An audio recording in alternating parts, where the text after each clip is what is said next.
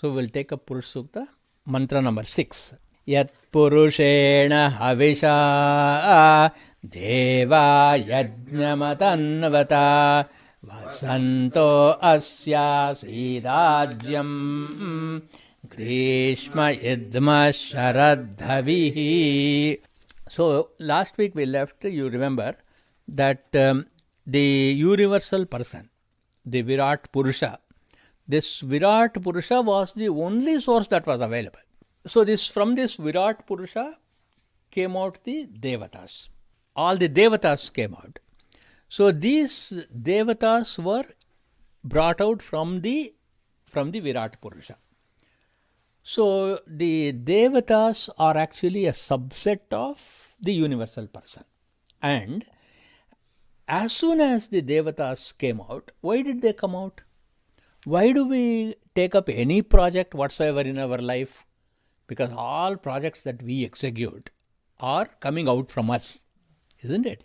And every project must create new projects, it must create new wealth, it must create new growth, it must create new expansion. That is why you take a project. We undertake a project so that it is going to lead to prosperity, isn't it? So similarly, before creation has taken place, there is only the universal person.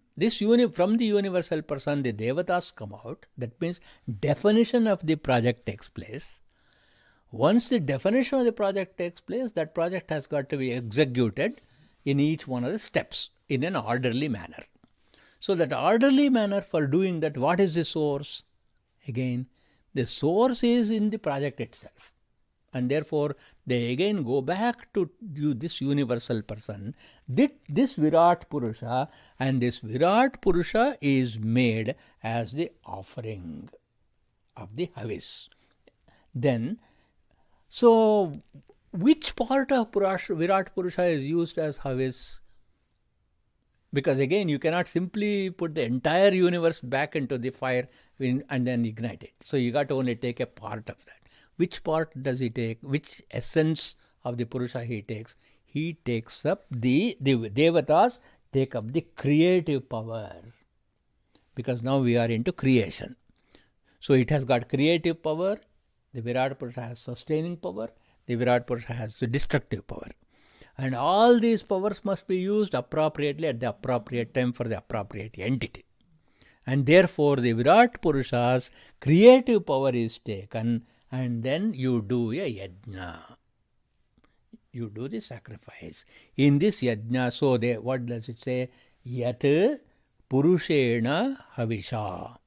Yat actually, the Vedic word yat has to be here taken as yada. That means when. This Virat Purusha was taken as the offering, the Havis. Devaha, all the gods, yajnam atanvata. They resolved to perform the yajna. So they suggested that they performed the yajna from the Virat Purusha. So, but the Devatas are already created. So where do you fit them? So the transcendence of the Purusha, the 3/4 of the Purusha being in the immortality, 1/4 of the Purusha becoming the universe, and the creation of all the gods is technically called as Purva Srishti. Purva Srishti means a creation, the first part of the creation, the earlier part of the creation, chapter 1 of the 2 chapters of the creation, the Purva Srishti. So what is Purva Srishti? Purva Srishti means the manifestation of the Absolute as one entity, and this one entity called Purusha is the one who completely encompasses the phenomenal world, Sabhumim Vishvato Vrittva, encompassing it from all sides. Atyatishthad Dashangulam, he is actually transcended beyond also. So whatever was available as the Bhumi, as the one who has crossed, that part of the Purusha, or 1/4 of the Purusha, is now taken for Uttara Srishti. for the following creation. So for the following creation, how do they do that? This Uttara Srishti, so the characteristics of the Purva Srishti must be different from what is going to be created. So at the time the Devatas want to create something, something was already created. What was lacking in that? To make another Uttara Srishti, the subsequent creation, there was absence of action. There was absence of activity. Wherever there is absence of action and activity, but there it's possible to create an action and an activity, that state is called potentiality.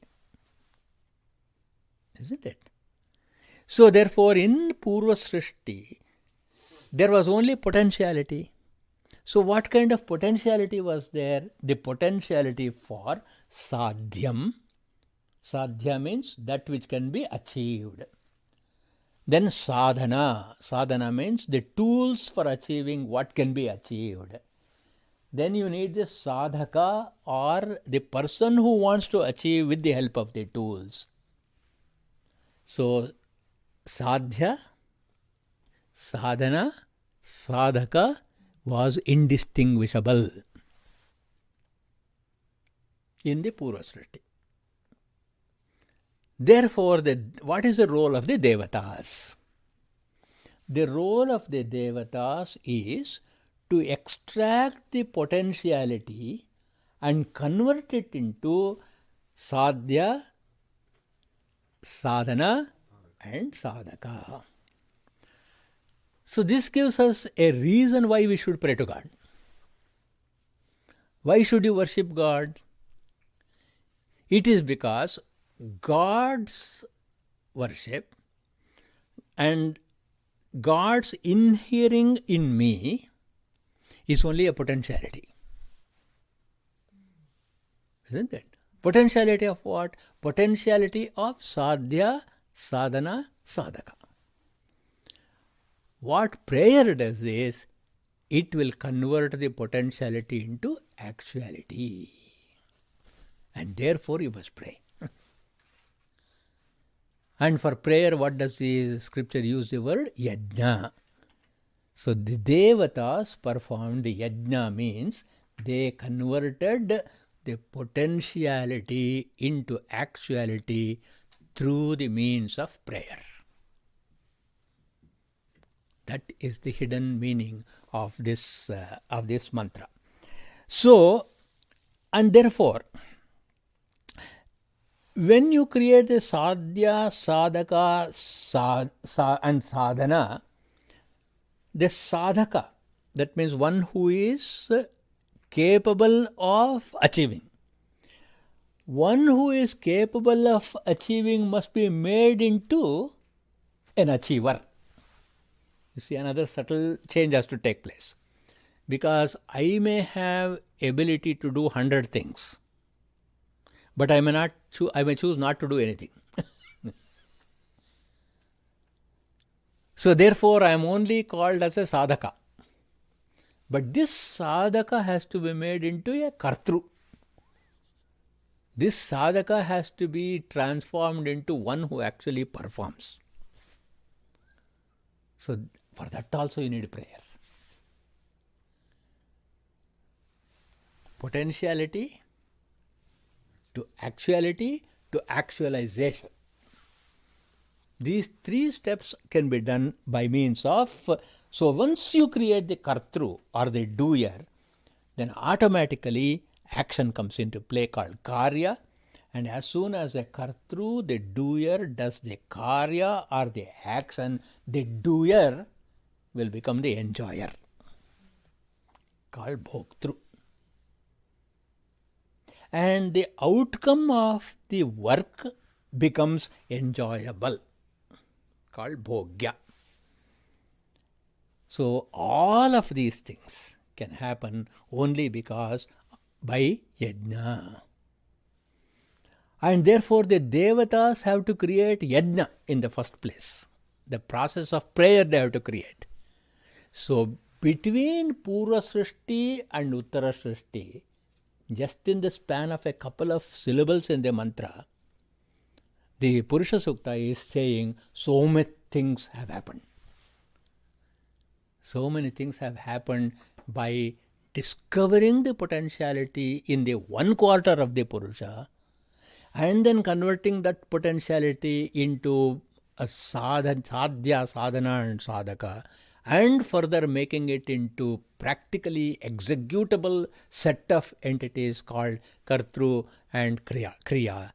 And having created the doer and the action, automatically the doer will become an enjoyer. So until now you are seeing that there is no ego. So as soon as ego enters, all the problems of the world will come. When I start saying I am the doer, therefore I must be the enjoyer, as soon as that comes, we move away from what? We move away from yajna. If you move away from yajna, what happens? The whole edifice collapses. So that is the message of this mantra. So that means here in this whole process, since there is no material to offer, there is no fire or Agni in the ritualistic sense to receive our offerings, right? What is there then? What remains is only what is known as Sankalpa or the resolve. So here the Purusha Sukta introduces another interesting aspect. Yajna need not necessarily be a ritual. Yajna is the intention itself is yajna. It is called Manasa Yajna. Which is more powerful?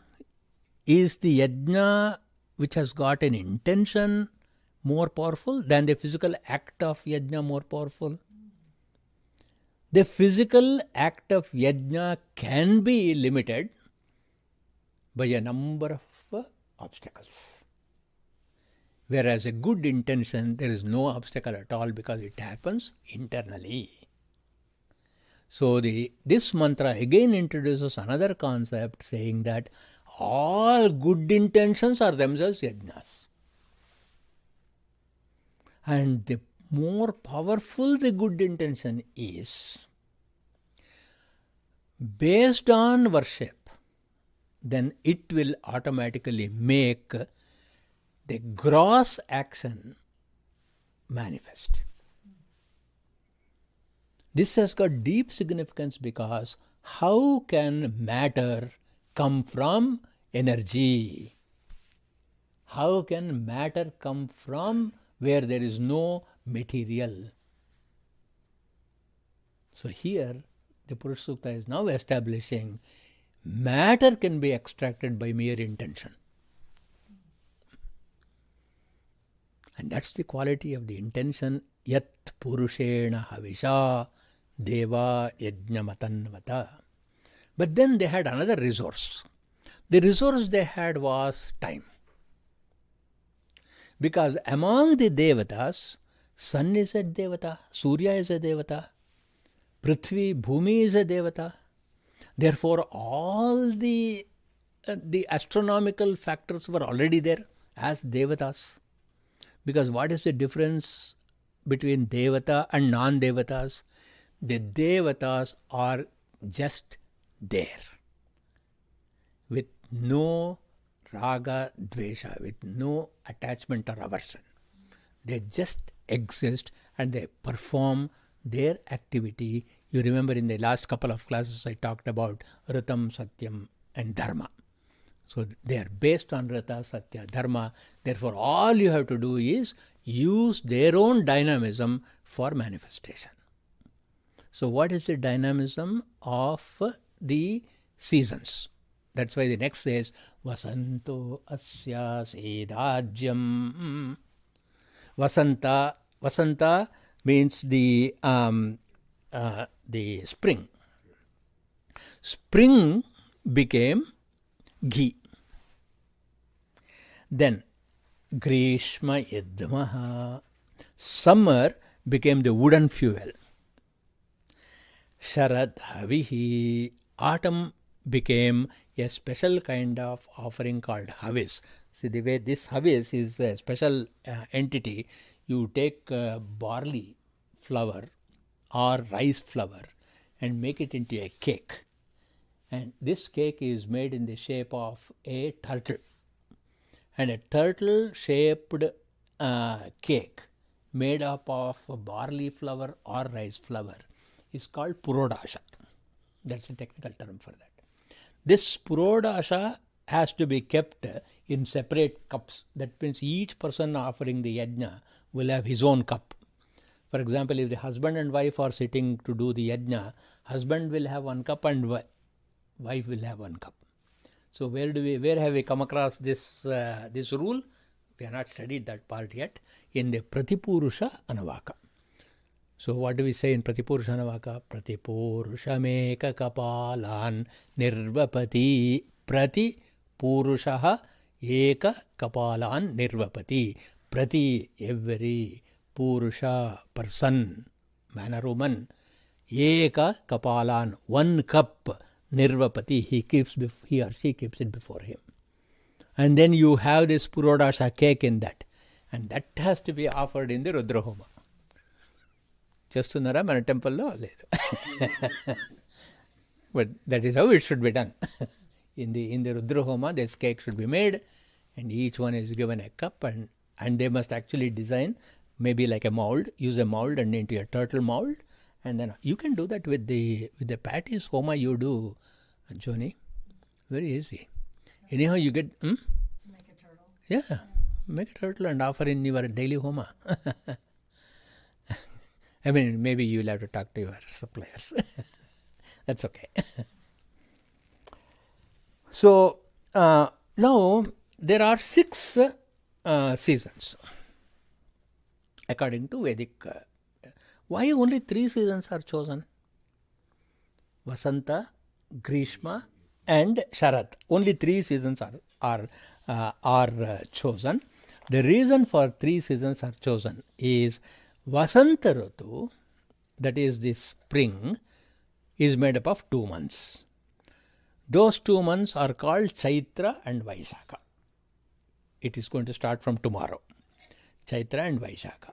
In the Vedic mantra, it is called as Madhuscha Madhavascha Vasantika Vrita is the mantra.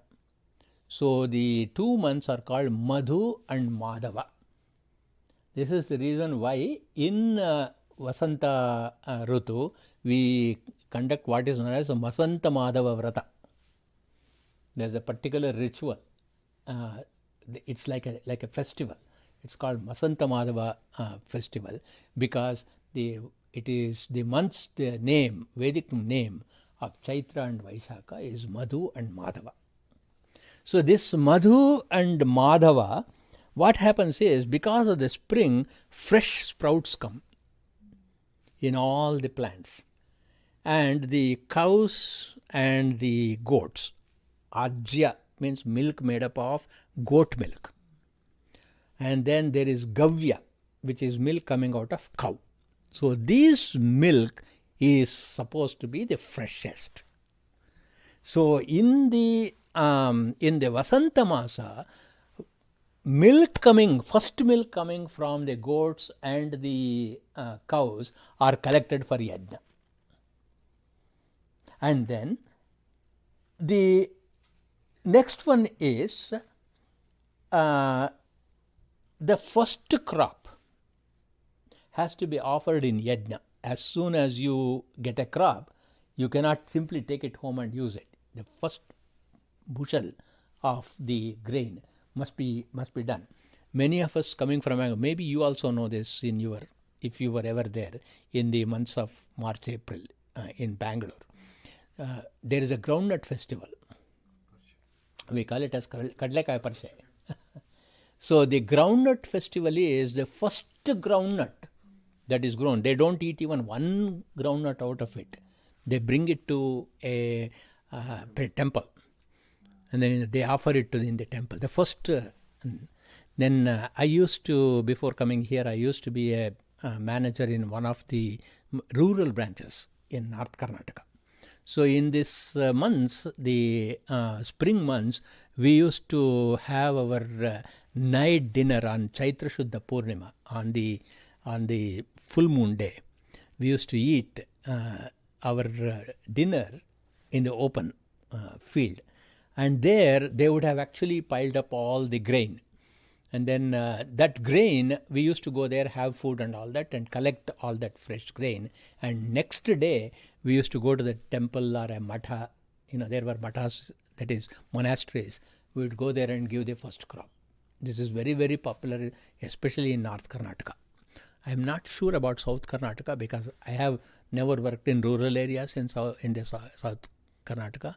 But North Karnataka I have worked, and there we used to do this. So first crop is always offered as a yajna, and the first season of the year, according to the Vedic calendar, is Chaitra Vaishakha. So Vasanto Asya. So similarly, the in Vasanto Asya Sidajyam Grishma Idmaha. See, in Grishma, the 2 months are called Shukrascha Shuchischa Grishmavrit is the Veda mantra. The 2 months, Jyeshtha and Ashadha, are called as Shukra and Shuchi. Shukra means white, Shuchi means pure. So then in the summer, all the twigs would have dried up. So the first completely dried up twigs are to be collected for offering into the yajna. And then Sharat Havihi. In the autumn, it is Ishascha Urjascha. Isha is the one name, Urja is another name. You remember the first mantra of Taittiriya Samhita is Ishet Urjetva Vayavastha. So Isha and Urja are the names of the 2 months, the Ashvaja and Kartika month, Navaratri month, and the Deepavali month. So Ashvaja and Kartika, those 2 months are where you actually get completely grown grain. So fresh milk, fresh twigs, fresh grain. These 3 are associated with these 3 seasons. And therefore, what was the first segmentation of time that happened? These 3. So therefore, the mantra is parsed as Vasantosya Sirajyam Grishma Idma Sharadhavihi.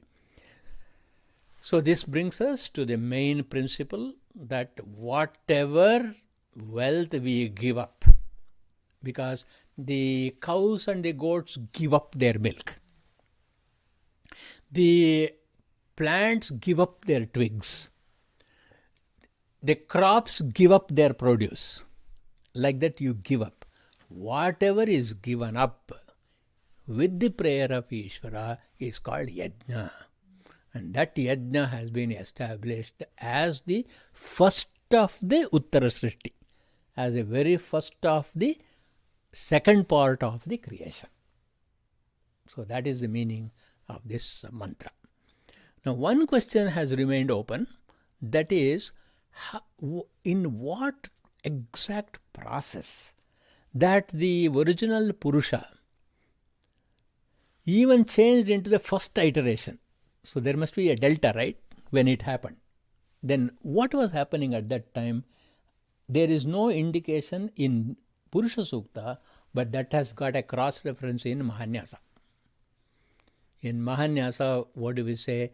Brahma Atman Vada Srujata Tadakamayata Samatmana Padhyayeti Atmannatman Nitya Mantrayata Tasmai Dashamagam Huta Pratyashunot Sadashahuto Bhavat. Saha, that Purusha, Dashahuto Bhavat. Dashahuto Bhavat is equal to Dashahotra. So the original primordial cosmic person is called as Dashahotra. That means he had the potentiality of becoming 10 sets of things. And therefore that Brahmatman Anvaka, what does Dashahoto Bhavat, Dashahoto Havaina Maishaha, Dashahotaha Ha Eva Nama Eshaha. Eshaha, this Purusha's Nama, name is Dashahota iti. So he will be called as Dashahota. So I will connect this mantra with the Brahmatman Anuvaka when we study the Mahanyasa and see what are those entities that he creates. It is a 10-step modification of the primordial Purusha. 10-step modification. So those 10-step modification is what is the creation you see today.